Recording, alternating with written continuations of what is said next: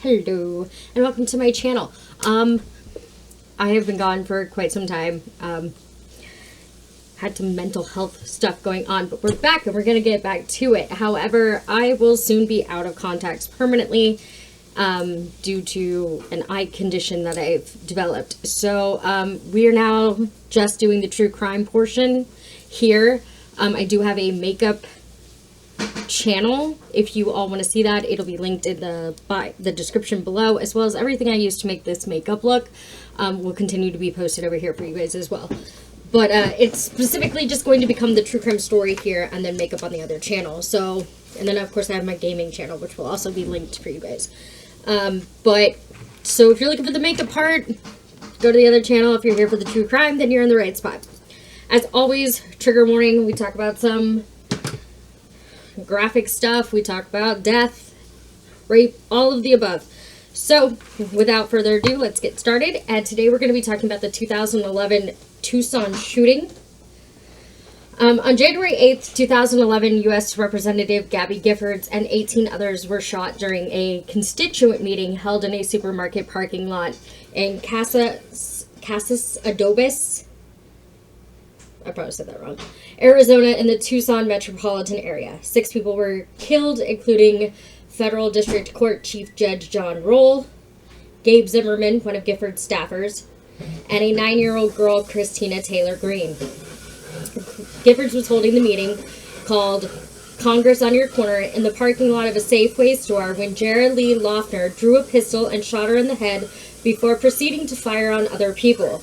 One additional person was injured in the immediate aftermath of the shooting. News reports identified the target of the attack to be Giffords, a Democrat representing Arizona's 8th congressional district.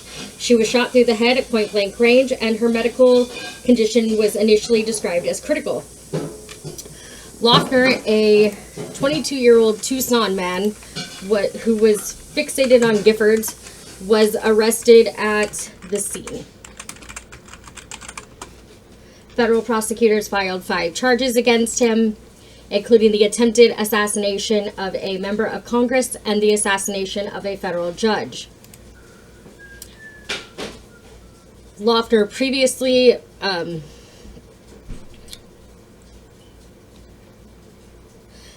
had been arrested once, but not convicted on a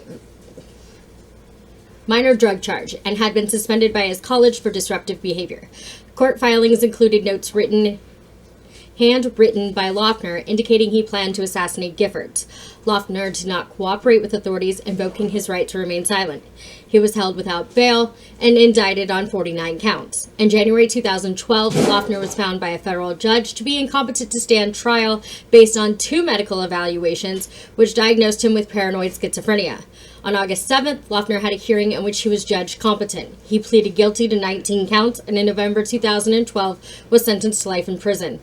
Following the shooting, American and international politicians expressed grief and condemnations.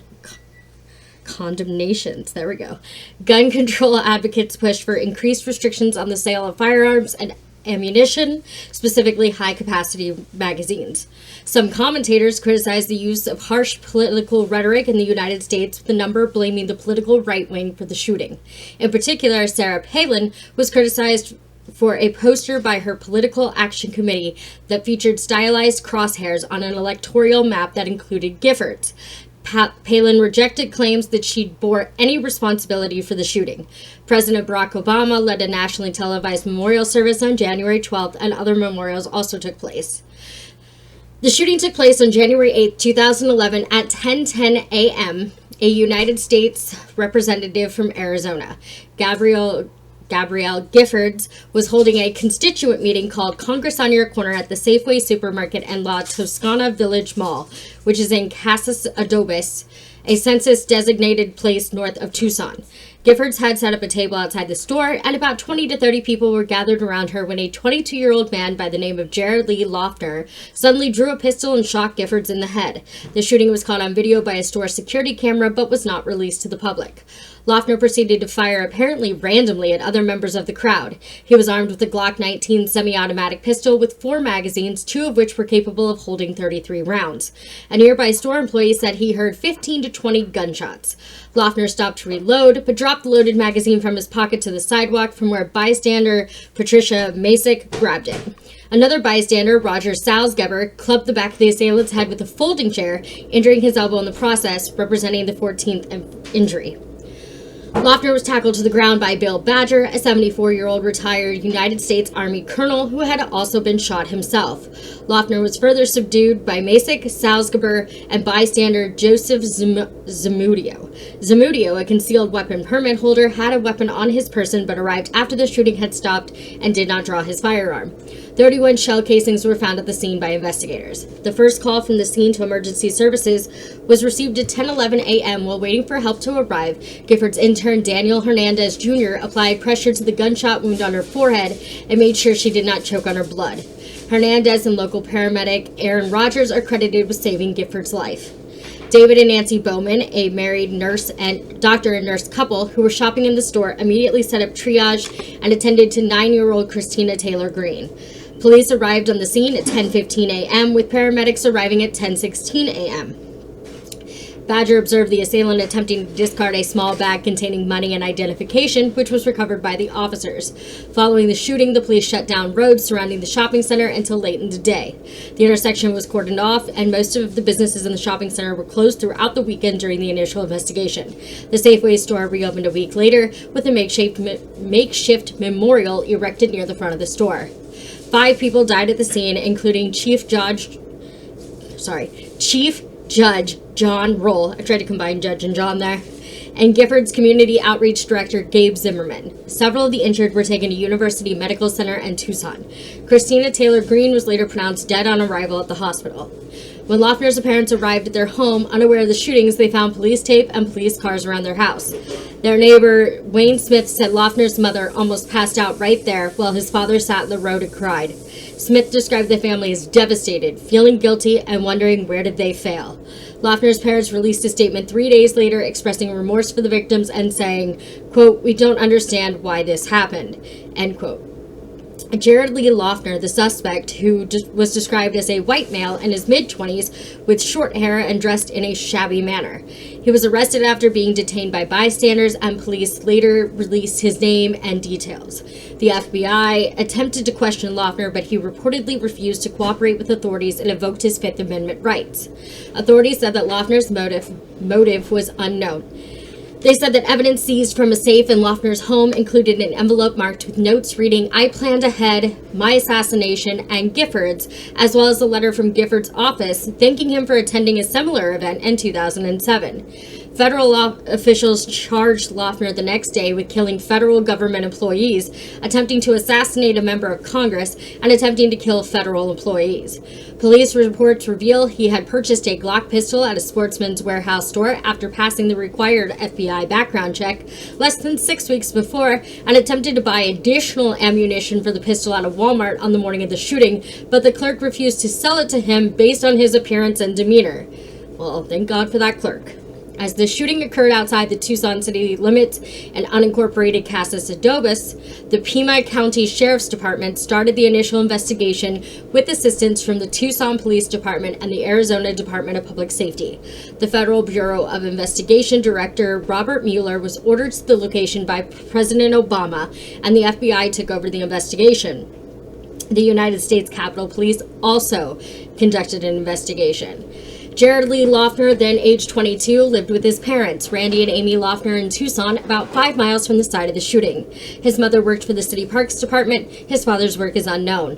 Loeffner had been attending Pima Community College. Former classmates stated Loeffner, at the time, cared about his education due to his appreciation of knowledge.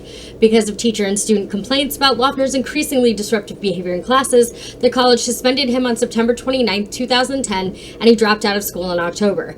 Loeffner chose not to return as the college required him to have a mental health evaluation and clearance to be readmitted.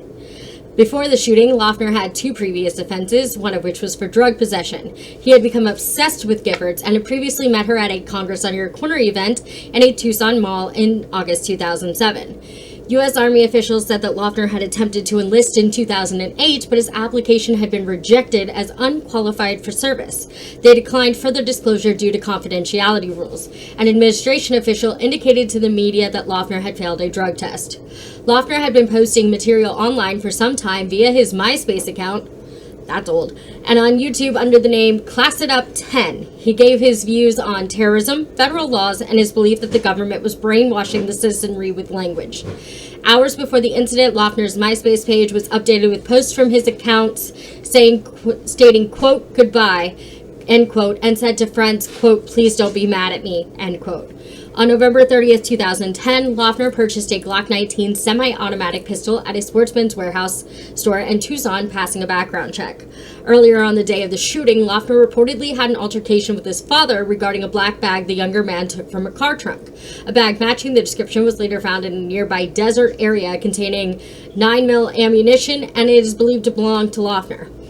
Later that morning at approximately 7:30 a.m., Loeffner was stopped by an Arizona Game and Fish Department officer after running a red light, but was released with a warning when it was determined that he did not have any outstanding warrants.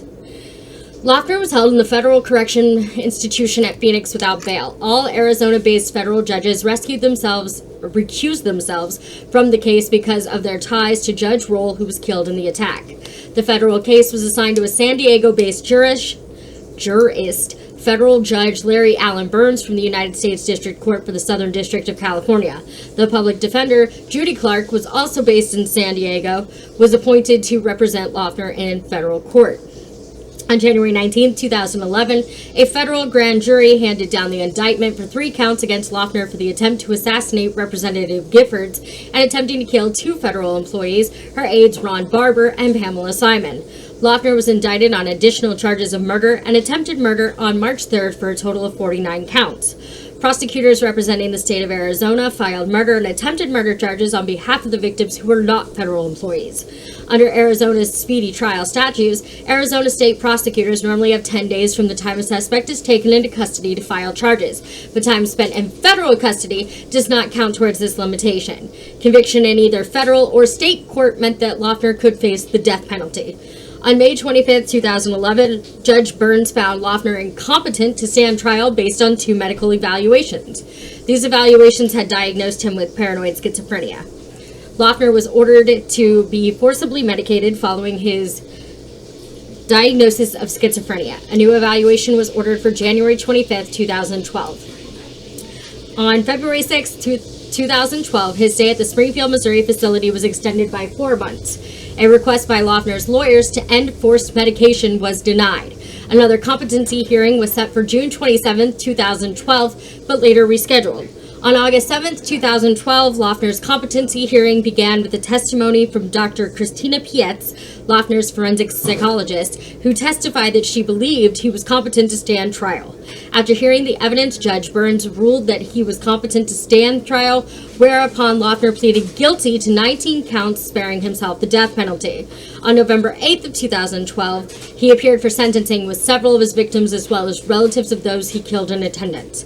Judge Burns sentenced Loeffner to 7 consecutive life terms plus 140 years in prison without parole. After his sentencing in federal court, Pima County Attorney Barbara Lawal announced that she would not prosecute Loeffner on behalf of the state of Arizona. Lawal explained that her decision would afford the victims and their families, as well as the community in Tucson and Pima County, an opportunity to move forward with their lives. She said that after speaking and consulting personally with each of the surviving victims and with the family members of those killed, it was clear that they would not be benefited by a state prosecution. Surviving victims and family members told Lawal that they are, quote, completely satisfied with the federal prosecution, that justice has been served, and that the federal sentence is suitably severe, end quote. 6 people were killed in the attack. All but Christina Taylor Green died at the scene of the shooting. Victims are as follows. Christina Taylor Green, 9, of Tucson. Green was accompanied to the meeting by neighbor Susan Heilman, as her date of birth was September 11, 2001. She had appeared in the book Faces of Hope, Babies Born on 9/11, page 41. She was the granddaughter of former Major League Baseball player and manager Dallas Green and the second cousin of actress Sophia Bush. Dorothy Dot Morris, 76, a retired secretary from Oro Valley, wife of George, who was wounded. John Rule, 63, chief judge of the U.S. District Court for Arizona, named to the federal bench by President George H.W. Bush in 1991. Phyllis Schneck, 79, homemaker from Tucson. Dorwan Stoddard, 76, retired construction worker, died from a gunshot wound to the head. His wife, Mavie, was wounded. Gabriel Gabe Zimmerman, 30, community outreach director for Giffords and a member of Giffords staff since 2006. Zimmerman was the first congressional staffer killed in the line of duty. In addition to the 6 dead, 13 other people were wounded by a gunshot in the attack, while a 14th person was injured subduing Lochner. Gabrielle Giffords and 2 other members of her staff were among the surviving gunshot victims. Staffer Ron Barber, shot in the thigh and face, would later succeed Giffords in her House seat. Gabby Giffords was reported to be the target of the shootings. Some news organizations initially reported she had been killed, but these statements were quickly revised to reflect that she had survived with a gunshot wound to the head. Daniel Hernandez Jr., one of Giffords' interns, assisted her after she was wounded and is credited with saving her life. Giffords was taken to University Medical Center in critical condition. Although she was still conscious within 38 minutes, Giffords underwent emergency surgery and part of her skull was removed to prevent further brain damage caused by swelling. She was placed into a medically induced coma to allow her brain to rest. During a memorial ceremony on January 12th, President Obama announced that earlier that day, Giffords had opened her eyes for the first time since the attack. As Giffords' status improved, she began simple physical therapy and music therapy. On January 21st, 2011, less than 2 weeks after the attack, her condition was deemed sufficiently stable for her to be released to Houston's Memorial Hermann Medical Center. A few days later, she was moved to the center's Institute for Rehabilitation and Research to undergo a program of physical therapy and rehabilitation. After examination, her Houston doctors were optimistic, saying she has great rehabilitation potential. On August 1st, 2011, she made her first public appearance on the House floor to vote in favor of raising the debt limit ceiling. She was met with a standing ovation and accolades from her fellow members of Congress. Giffords engaged in intensive rehabilitation treatments in Asheville, North Carolina from October 25th through November 4th. In 2011, Mark Kelly, Giffords' husband, published a memoir, Gabby, A Story of Courage and Hope, crediting her with joint authorship. He wrote that Giffords vows to return to Congress, although she continues to struggle with language and has lost 50% of her vision in both eyes. Kelly himself was elected U.S. Senator from Arizona in 2020. On January 2012, Giffords announced that she would resign from her congressional seat in order to concentrate on her recovery, but promised to return to public service in the future. She submitted her resignation on January 25th on the floor of the House in an emotional appearance. Colleagues in the House leadership offered their tributes to her courage and strength. Some media commentators, such as Howard Kurtz and Toby Harnden, criticized what they perceived as a rush to judgment about the shooter's motivation, disputing suggestions that the shooting was the result of the Tea Party movement or anything in connection to Palin. Paul Krugman wrote an op-ed piece arguing that political rhetoric had become toxic. When renewed calls to tone down political rhetoric after the shooting, Keith Olbermann said, "Violence or the threat of violence has no place in our democracy, and I apologize for and repudiate any act or anything in my past that may have been even inadvertently encouraged violence," end quote. Jon Stewart stated that he did not know whether or not the political environment contributed to the shooting, but, quote, "for all the hyperbole and vitriol that's become a part of our political process, when the reality of that rhetoric, when actions match the disturbing nature of words, we haven't lost our capacity to be horrified. Maybe it helps us to remember to match our rhetoric with reality more often," end quote. U.S. flags flown by the federal government were displayed at half-staff from January 9, 2011 until sunset on January 15, 2011 in honor of the victims of the Tucson shooting. A national moment of silence was held at 11 a.m. on January 10, 2011 on the south lawn of the White House as well as the steps of the United States Capitol. President Obama went to Tucson on January 12th where he met with the families of the victims and visited Giffords at her bedside in the medical center before attending the evening's televised memorial ceremony where he delivered a memorial speech. When the Safeway store reopened after the shooting, the staff erected a makeshift memorial. At the 2011 Major League Baseball All-Star Games, the first to take place in Arizona, Gifford's intern Daniel Hernandez Jr. was accompanied onto the field by the families of the shooting victims and threw the ceremonial first pitch. For the 2011 State of the Union address, Senator Mark Udall of Colorado proposed that members of both houses sit together regardless of party, with one seat left empty in honor of Giffords.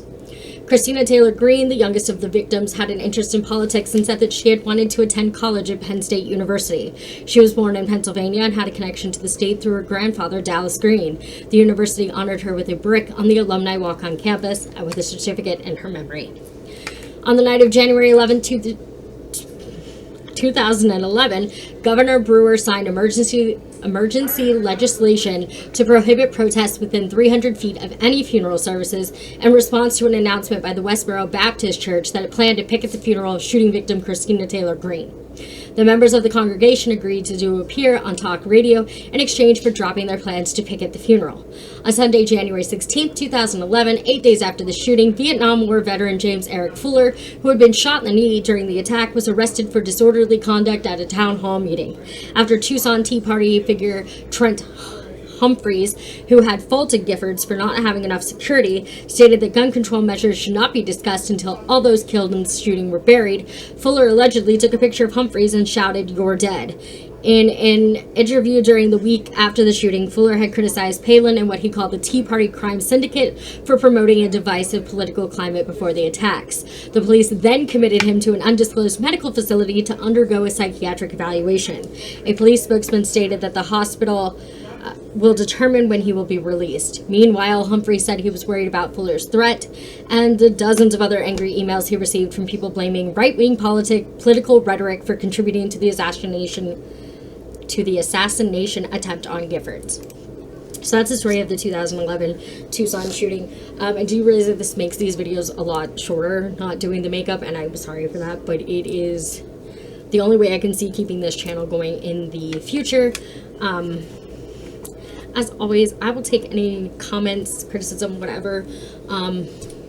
Just be friendly, like, don't be rude. But as always, please don't do anything I wouldn't do. Make good choices and be cautiously kind to others. And I'll see you guys next week. Bye.